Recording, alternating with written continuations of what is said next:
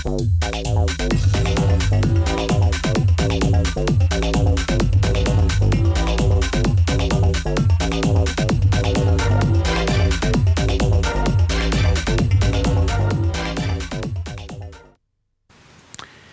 lepo pozdravljeni v oddaji Pogled. V tokratni oddaji bomo govorili o švicarskih frankih oziroma o tistih, ki so kredit vzeli na bankah, vzeli v švicarskih frankih.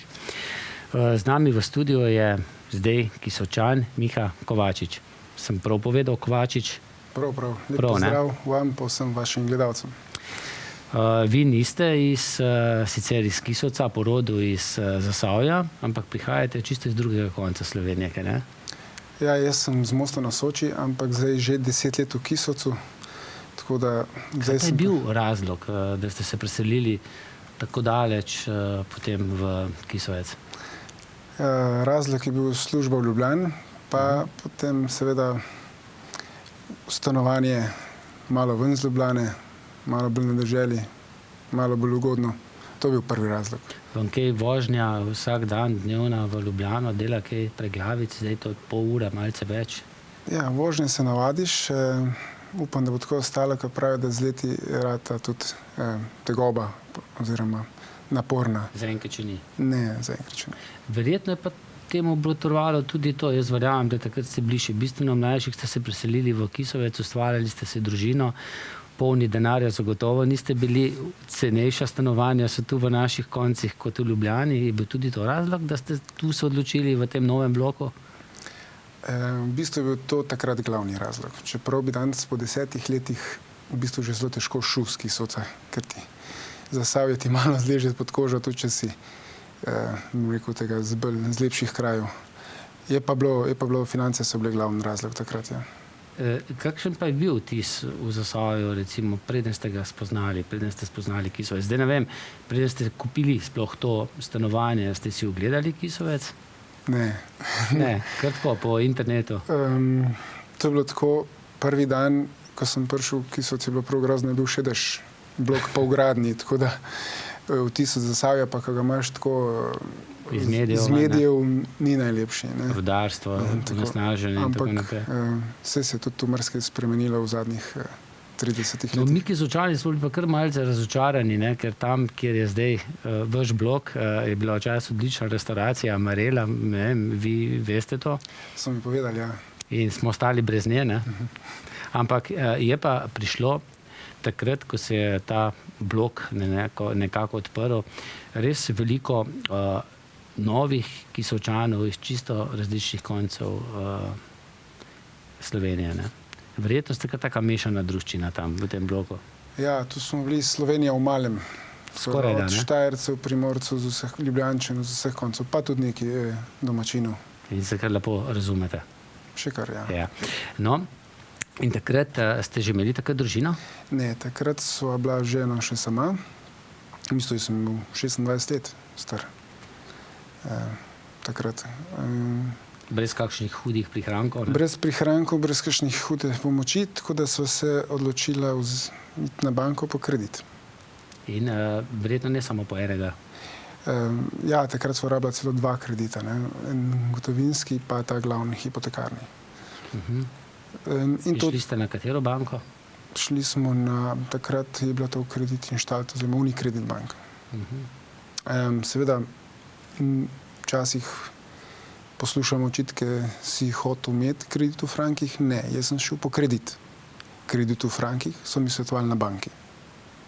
Na banki so rekli, da je to ugodno? So rekli, predvsem glede na vašo finančno stanje. Morate vedeti, jaz sem imel takrat začetniško plačo pred to... Kot fizioterapeut? Kot fizioterapeut. Vemo, kako je v teh javnih službah. In to še pred to plačno reformo, to zadnjo. Je bila ta plača precej nizka. In glede na to nizko plačo, tudi žena fizioterapeutka, so rekli, za vas je ta kredit idealen oziroma edini trenutno možen na toliko let. To se je zgodilo leta? 2006. In videla ste se doma usedla, pogovorila? Ja, ker se lahko 26 let stara pogovarjati o stvareh. Stanovanje je bil takrat, je stal okrog Med 70, 80 tisoč. 75, 80 tisoč nekaj. In je bilo treba skoraj da v celoti, razen Are, ne? Razen Are so vzela kredit v 90% vrednosti stanovanja. In takrat je bilo že malce znano, ne? Je že Banka Slovenije opozarjala druge banke, da se lahko kaj zalomi, ne? Ja, nam kreditojemalcem ni bilo znano takrat nič. Je bilo samo fajn, ne? Tako, še 8 let po tistem nič. Je pa Banka Slovenije že leta 2005. 2005, vi ste povzeli kredit 2006. Dala obvestilo poslovnim bankam, da so ti krediti za kreditojemalce škodljivi. Za banke, ne? Ker banke imajo v nasprotni smeri, se pravi v tem, da bi evro se rad tako močan, da bi bilo njim to v škodo, zavarovanje. Oni imajo zavarovanje? Kreditojemalci pa ne. Tega niso povedali. Tega ni noben povedal. Noben nam nikoli ni dal nobene sheme, kaj to za nas pomeni, nobene skale vizualne, da bi si lahko ljudje to predstavljali. Ko sem jaz vprašal takrat, kakšna je razlika med kreditom v frankih pa v evrih, so rekli, da praktične razlike ni, da je ta v frankih ugodnejši, možno so pa manjša nihanja anuitet mesečnih, govorimo o 15-20 evrih gor ali dol. Manjša nihanja. Tako. To je lahko gor in dol, ne? Ja, ampak 15-20 evrov. In to seveda Pa manjša. to človek sprejme. Nikoli pa niso omenili tega obvestila Banke Slovenije, ki je bilo izdano res že leta 2005. Na čemu pa je bilo temeljilo to obvestilo? Je Banka Slovenije že spremljala trg? Verjetno, Švicarski, evropski? Tako. In prav verjetno so to počele tudi banke, ampak so s tem špekulirale. Včasih dobimo očitke, da smo špekulanti bili mi. Ne, špekulanti so banke. Vzeli ste tisto, kar so vam priporočali, ne? Dobro, na koncu ste se sami morali odločiti. Tako. Ne? Ja. Ko kupiš ti mleko in kupiš kislo mleko, nisi sam kriv, da si kupil kislo mleko. Vrneš nazaj in ga Vrneš ga nazaj in vzameš. Pa še sram jih je, ne? Še sram jih je. Ja, pa ne govori naokrog, ne? No, in potem, kdaj so se začele težave? Zdaj, vi ste verjetno 2006. leta vzeli kredit in tudi že prvi mesec začeli plačevati obroke. Ja. Prvih, na 15 let tega. Na 15 let. Prvih nekaj let, pač, ko je bil evro dosti močan, tu ni bilo nekih težav, tudi nismo tukaj sledili. In potem pa se je začel ta vzpon franka. Do, mislim, da 2013 ali 2012, ne bom točno vedel, ko se je to že fest poznala. 1:21. To zdaj na pamet ne bom vedel številk. Ampak frank so takrat Švicari zamrznili. Zato, ker so imeli težave verjetno z izvozom. Kar je pa pomembno pri tem, da smo večina kreditojemalcev redno bili v stiku. Ki ste v združenju Frank, ne? Ja. Večina vas je, ne? Števila ne vem, to bi moglo biti pač eden od predstavnikov tu. Jaz sem član, ja. In mi smo spraševali banke vsa ta leta za nasvete. Vi najmanj 5-krat, 6-krat, ne? Ja, jaz sem najmanj 5-krat, 6-krat na banki in spraševal, ali pretvorimo ta kredit v evre, se pravi, da naredimo konverzijo. Takrat, ko še niso rasli obroki, pa tako naprej. So že rasli, ampak je bil frank potem zamrznjen. Smo že bili na škodi, ampak ne na taki škodi. Vsa leta je bil odgovor bank, da ne, da ni potrebno, da bo anuiteta ista in da to pomeni strošek. Do dneva, do tistega paničnega dne, ko so Švicari frank odmrznili in ko so s nam krediti poleteli v nebo. Ko se je izenačil z evrom? Kako je bilo to? Ne, se samo zamrznili. Ko so odmrznili. Odmrznili, aha. Ne. Do takrat, pa smo pa v paniki ponovno spet šli na banke vsi, takrat so nam vsem svetovali konverzijo. Na dan, ko je bil frank imel najvišjo vrednost, se pravi, da smo bili največ dolžni bankam. 10 let prej ni noben tega svetoval. Takrat pa so vam. Tiskrat pa ja. In to ste storili vsi v večini? Komunicirali z bankami, mislite? Konventirali potem nismo. To je nesmiselno. Ne? Takrat, ko plačaš, absolutno preveč konventiraš. Ne? In kaj se je potem v nadaljevanju zgodilo? Potem smo seveda... Vi že zdaj plačujete več kot 10 let, ne? Tako. Recimo 5 let imate še, ne? Ja. Vzeli ste koliko? Mislim, da je okrog 75 tisoč evrov. če preračunamo v evre, ne? Imate pa še vedno čez 30 tisoč. čez 30. Ne? Ampak moj primer je v bistvu še Ni tako hud. ni tako hud, ker imamo veliko naših članov. Morate vedeti, da teh kreditov v Sloveniji je ogromno. Mislim, da jih 20 tisoč, ne bom trdil številke, ampak nekaj takega. Ampak ljudje so vzeli kredite na 30 let za hiše po 200 tisoč in so po 10 letih odplačevanja dolžni še 250 tisoč. Torej 200 tisoč so vzeli, Ja, plačevali 10 let, tako. zdaj so pa nedolžni recimo 100 tisoč, ampak 250 250 tisoč. Torej glavnica še narasla. Seveda. Kljub temu, da so vsa ta leta plačevali Redno. redno. Poleg tega pa nepremičnina več ni vredna. To je pa druga 250 stvar. tisoč. In banke zahtevajo nove poroke. Aha, je to tudi v vašem primeru bilo? Ne. Smo manjši kredit, manjša Manjši nepremičnina, kredit, aha. pa nam Zmoreta, ker imata oba službo. Zmoremo, ko ima služba pa v bistvu Težko. skromno življenje in pa pridno delo. Če bi nekdo odvajal, izgubil službo, postal recimo, družina postala socialni problem, potem bi bilo pa Potem je bila katastrofa to. katastrofa. Potem je to katastrofa in te katastrofe Ne moreš plačevati, ne? se že verjetno tudi dogajajo, sem ti ljudje pač ne govorijo o tem. Marsikomu se pa to že verjetno dogaja. Tudi zaradi tistega, kar ste prej med vrsticami povedali, ne? Javnost. Ja, sej, zakaj ste povzeli v švicarskih frankih, ne? Ja, to je nažal tako privoščljivo mnenje, kdo vas je pa silil. Ste šli pa v banko, banka pa velja ga je za predlagala. eno verodostojno inštitucijo. Tako. In potem ste se nekako združili in zahtevali pravico, ne? Tako, hmal po tej odmrznitvi franka se je ustanovilo Združenje Frank. Jaz sem samo član, nisem ustanovni član. Ne v vodstvu, ne? Ne, samo član. In tudi naslovilo ta problem na državo, na vse možne inštitucije, v medije, kjer je bil pa odgovor v bistvu zelo mlačen, nezainteresiranost. Tudi v medijih, do Tudi v medijih. prejšnjega tedna mogoče. Tudi v medijih, Prvič, rečemo do malo prejšnjega več. tedna, smo bili dosti nerazumljeni. Spomniš se tudi vašega pisma, ne?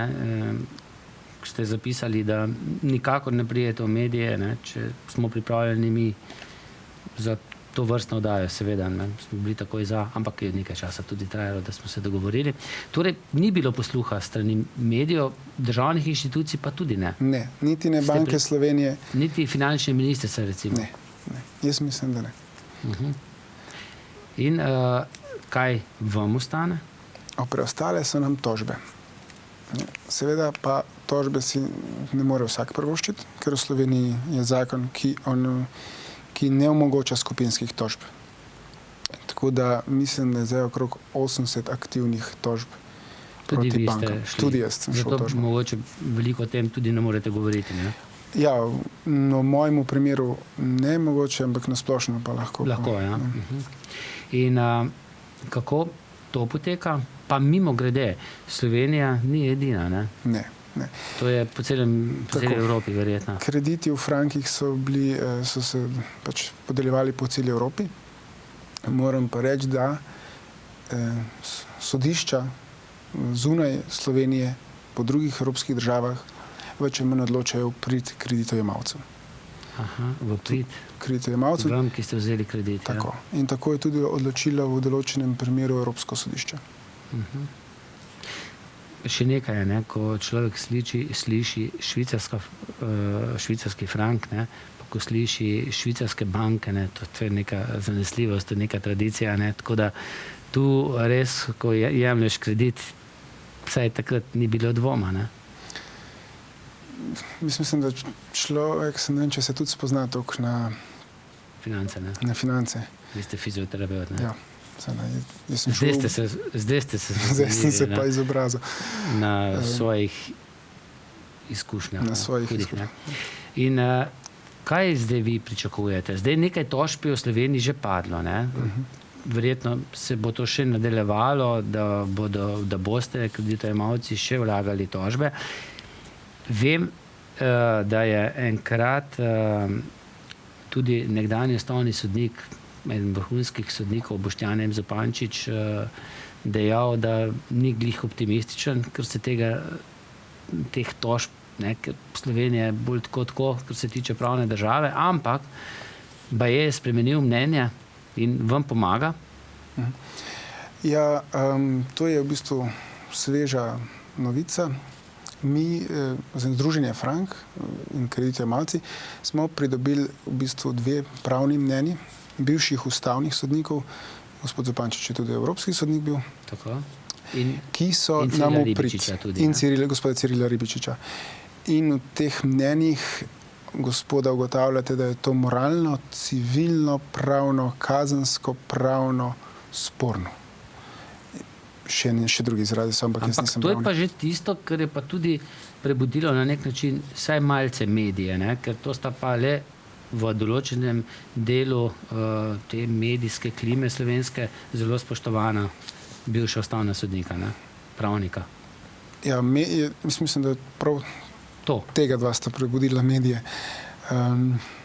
Eno mnenje podala na Odmevih tudi gospa Trstenjakova, Verica Trstenjak, tudi ugledna pravnica. Ki je sicer tisti dan govorila o teh rubežih hiš za 100 evrov dolga.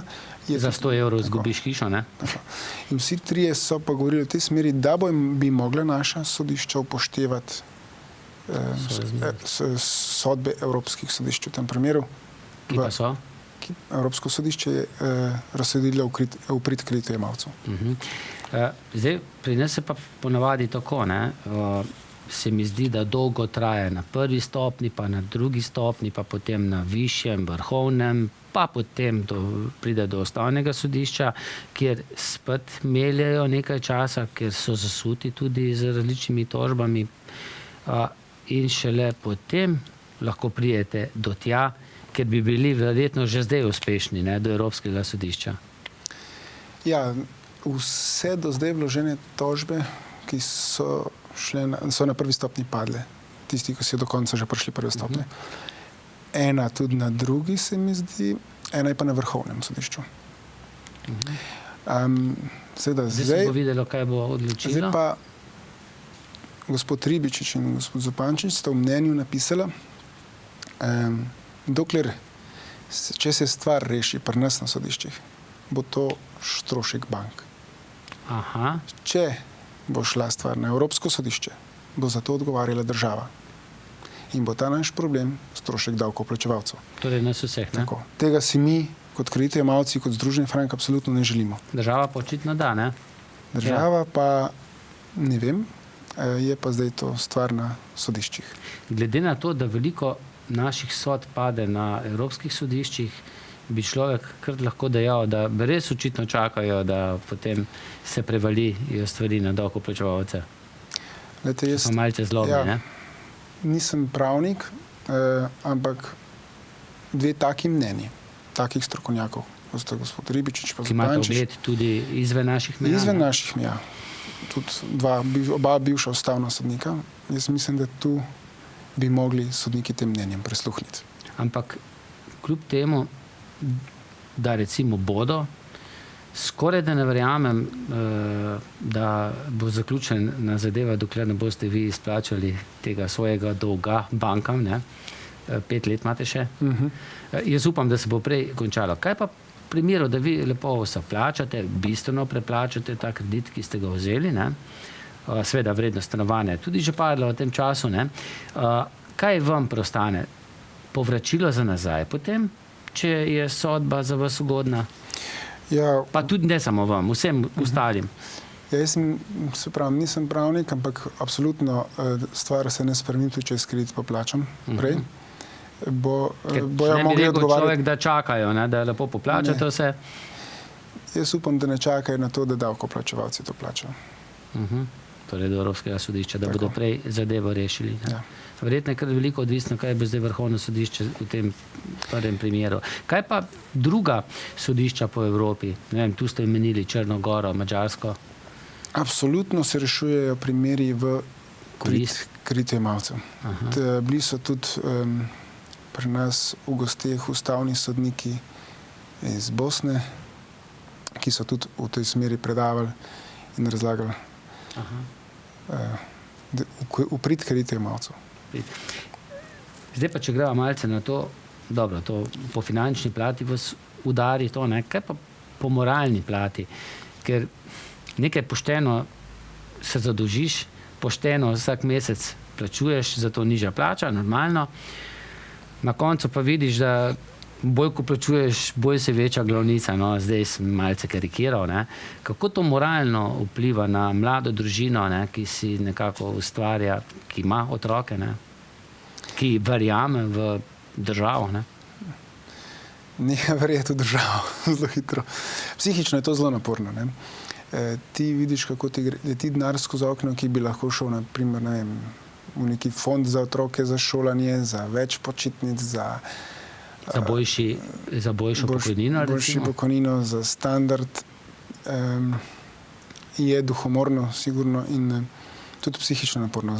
Zraven pa še tožba. Kako so izgledale obravnave, bova drugič. Ampak to je psihično izredno naporno. Tudi stane? Tudi stane. Sodne takse. Še dodatni stroški. Sodne takse, stroški odvetnikov. Pa ne veš, če bo zmagal na koncu. Če bo zmagal. In je treba se tudi doma pogovoriti, ne? Seveda. Mogoče nista vedno oba partnerja istega mnenja. Dobro je, če družina tu stoji skupno prevzame odgovornost in z tega tudi črpaš moč potem, ker to bo tek na dolge proge. Tek na dolge proge. Zdaj ste se s tem že sprijaznili, ne? Ja. So pa tudi kakšni hujši problemi psihične narave v tem združenju? Imate kakšne podatke? Ker zdaj vemo, kaj se je dogajalo okrog Stožic, pa ko niso bili nekateri poplačani, pa so tudi nekateri potem podjetniki, ki sami niso potem morali plačati svoje delavce, delali samomor ali pa so praktično neozdravljivo zboleli. Poznam osebne izkušnje določenih naših članov z velikimi krediti, ki imajo precej žalostne zgodbe. Sam o tem ljudje javno ne govorijo. Ne. Tudi so bili samomori v tujini že narejeni z tega naslova. Zelo grenke izkušnje, zelo žalostne zgodbe. Tudi pri nas ima mogoče... Pa tudi verjetno prepiri v družini in tako naprej. Tudi, ampak ljudje ne govorijo o tem radi. To so osebne stvari, oni to dojemajo kot osebno stvar in pač vsak se znajde, kakor se zna.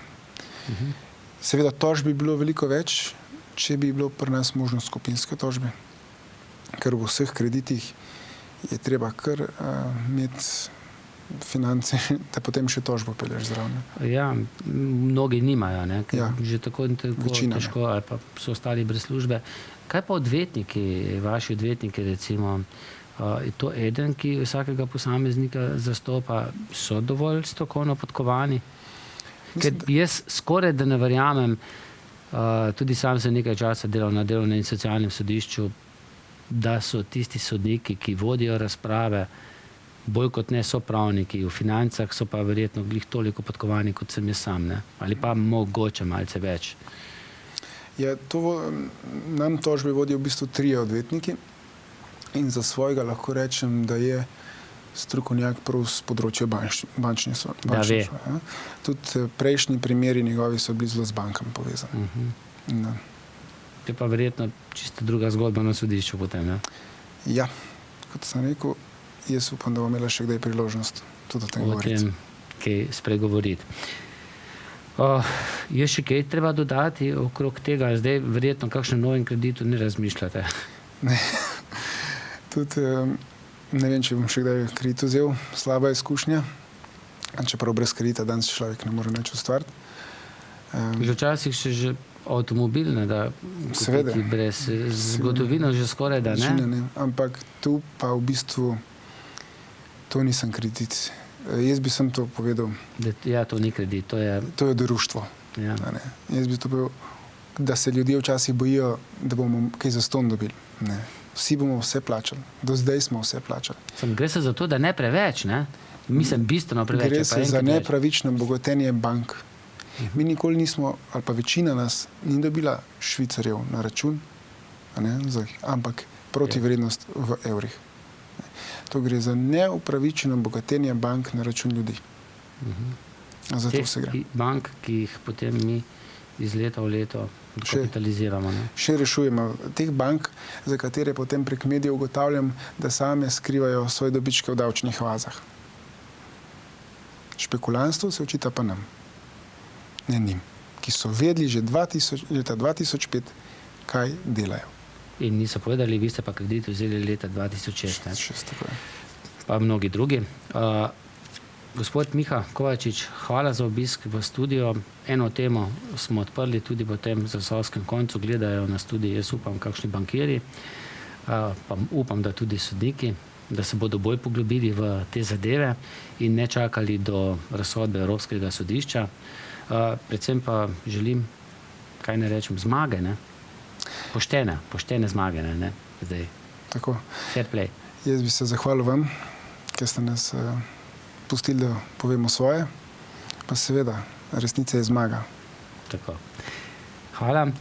Hvala tudi vam za pozornost in srečno.